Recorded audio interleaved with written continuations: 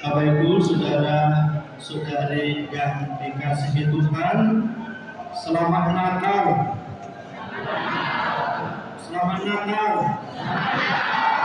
Selamat Natal. Untuk mengawali permenungan saya pada malam hari ini, saya mengajak kita semua untuk bernyanyi Selamat Natal terlebih dahulu. Karena belum tahun barunya dihilangkan ya. Saya beri contoh lalu nanti umat Selamat hari Natal, selamat hari Natal, selamat hari Natal dan selamat Natal. Karena tahun baru masih jauh. Gadis kita tolong kita nyanyi bersama ya. Kok bau sih?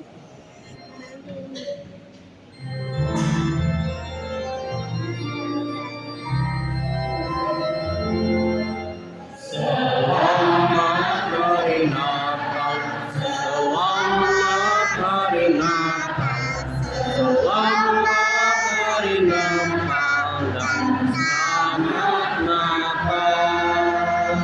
Salam bagimu, selamat hari Natal dan selamat Natal. Selamat hari Natal, selamat hari Natal, selamat hari Natal dan selamat Natal.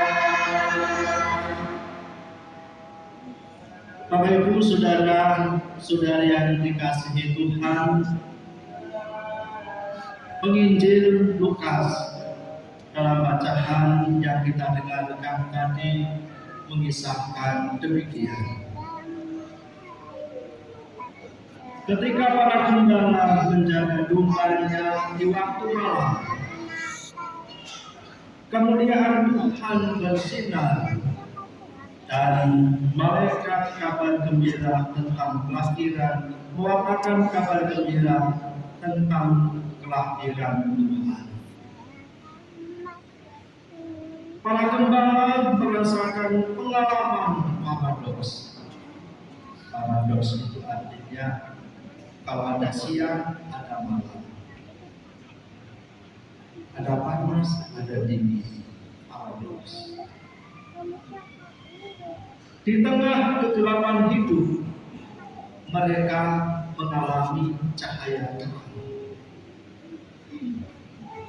Di dalam masyarakat yang pikiran, mereka menjadi pusat perhatian.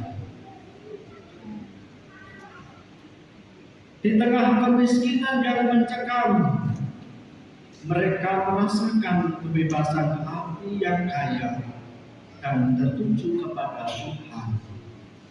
Sungguh luar biasa pengalaman para gembala. Di seputar alam yang asli dan sederhana, mereka para gembala merasakan sentuhan tangan Tuhan yang ajaib. Di tengah kehidupan yang tersingkir, mereka mengalami perhatian Tuhan yang penuh cinta dan membahagiakan. Di dalam kandang yang hina, para gembala merasakan kegembiraan dan kemegahan. Dan di dalam diri seorang anak kecil yang terbaring di dalam palungan, mereka melihat Tuhan, Raja, Sang Penebus dan Juru Selamat. Hidup dunia sekitar tugas dan kewajiban aktivitas kita yang rutin. Walaupun dalam suasana yang paradoks, hidup tetap menjadi ajang perjumpaan yang ilahi, sebagaimana dialami oleh para gembala. Hari ini kita merayakan pesta kelahiran Yesus Kristus, menjadi refleksi, menjadi pertanyaan bagi kita, apa arti kelahiran Yesus untuk kita? Apa arti kelahiran Yesus untuk keluarga kita masing-masing? Pesta Natal kiranya memperbaharui hati dan mata kita di tengah kenyataan hidup yang paradoks, untuk memandang hidup secara baru dengan harapan bahwa di tengah kegelapan hidup terbit seberkas cahaya yang menyelamatkan. Di tengah situasi manusia yang dingin, lahirlah kehangatan. Di tengah keretakan hidup, masih dapat dibangun jembatan komunikasi antar manusia. Dan di tengah kejengkelan yang membunuh, masih tertinggal secercah hati yang penuh rahmat. Di tengah kedosaan, masih ada tempat untuk sesal dan tobat kita. Di tengah kehidupan yang kering, di tengah kehidupan yang hampa, ada pucuk hijau yang memberikan kesegaran dan ketentraman. Di tengah kekalutan yang buntu, ada simpul yang menjadi tumpuan untuk keluar dari lingkaran setan. Di tengah ketidakberdayaan, ada kuasa yang mendorong untuk maju. Bapak Ibu saudara-saudari yang terkasih dalam Tuhan, itulah makna Natal. Membawa sukacita, membawa kegembiraan bagi kita semua. Sebab anak yang lahir di kandang itu ialah Immanuel, Allah yang selalu beserta dengan kita. Kalau Allah selalu beserta dengan kita, apakah kita juga sungguh beserta dengan Allah? Atau malah kita beserta dengan yang lain, tidak beserta dengan Tuhan? Bagi Allah, tiada ruang yang terlalu sempit, tiada hidup yang terlampau kosong dan gelap, tidak ada jalan yang sulit dijangkau, tiada kamar yang terlalu gelap, tiada hati yang terlalu jahat. Mari kita ke Bethlehem, seperti dalam bacaan Injil tadi. Mari kita pergi ke Bethlehem.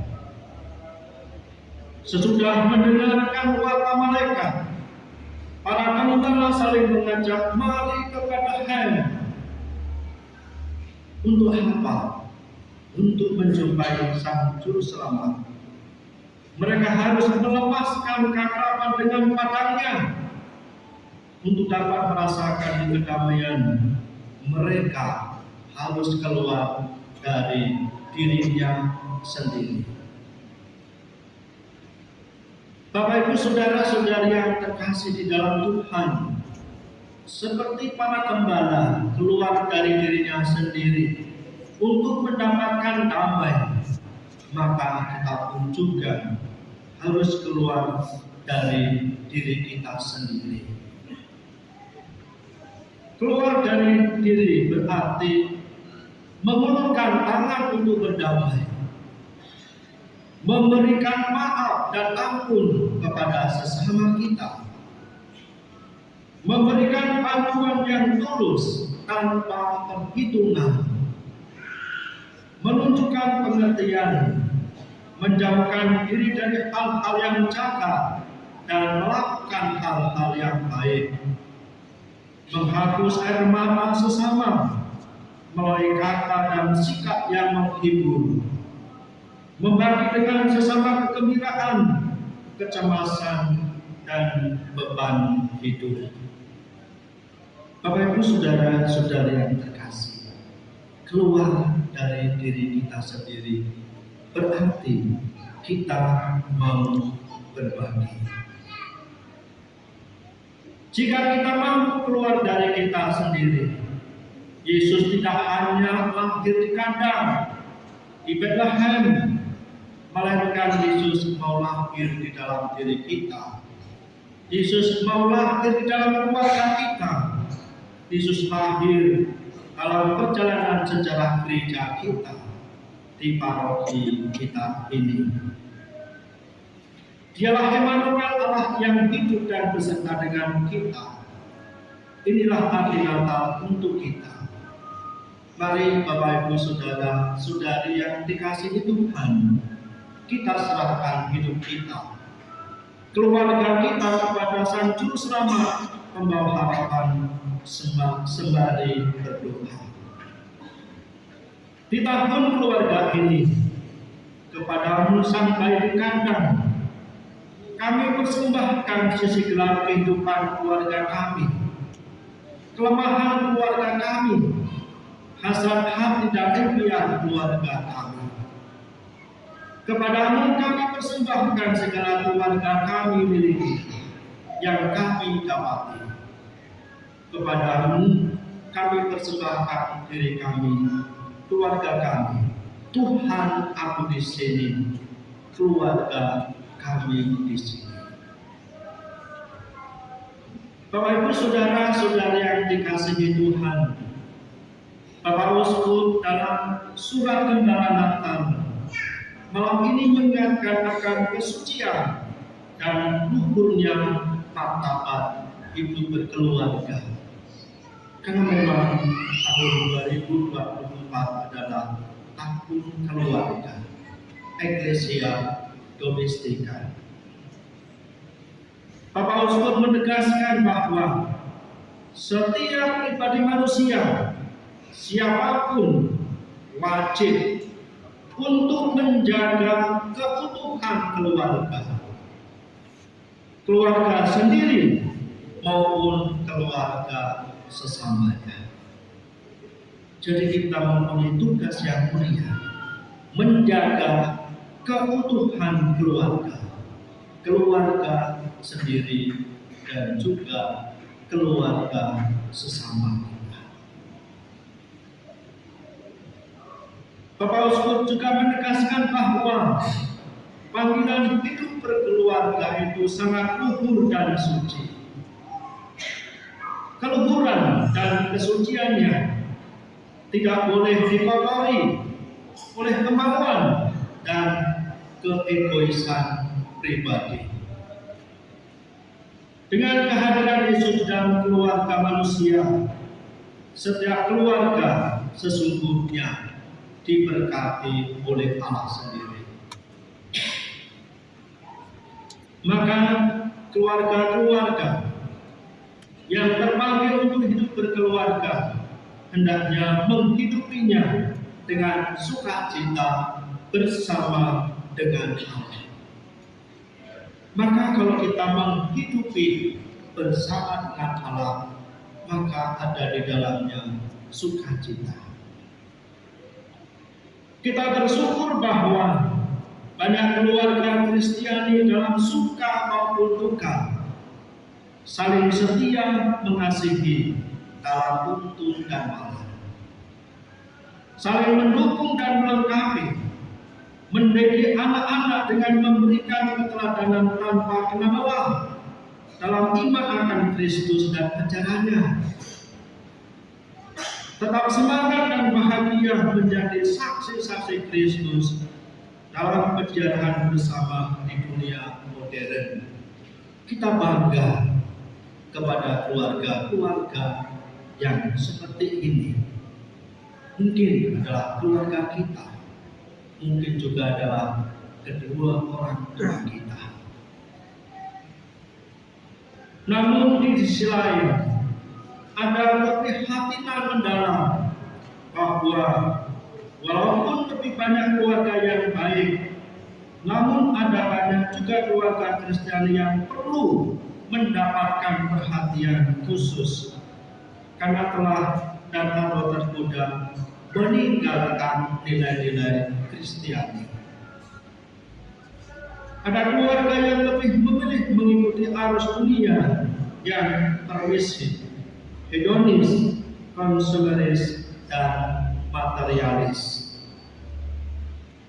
Bapak Ibu saudara-saudari yang dikasihi Tuhan, jika banyak umat Kristiani zaman dahulu dan juga di masa kini, termasuk di tanah air kita, keluarga-keluarga bisa setia, tetap penuh semangat dan sukacita menghidupi imannya. Bukankah itu membanggakan? Keteladanan mereka akan dikenang sepanjang masa. Maka Bapak Uskup menegaskan supaya kita setia kepada para pendahulu kita. Sebaliknya, bukankah kita justru harus malu jika kita tidak bisa setia seperti mereka? Jika kita setia dalam keluarga, anak cucu kita, dan generasi yang akan datang akan mengingat kita dengan bangga dan akan meneladani kita. Semoga keluarga kita menjadi keluarga yang harmonis dan sejahtera. Tuhan memberkati. Amin.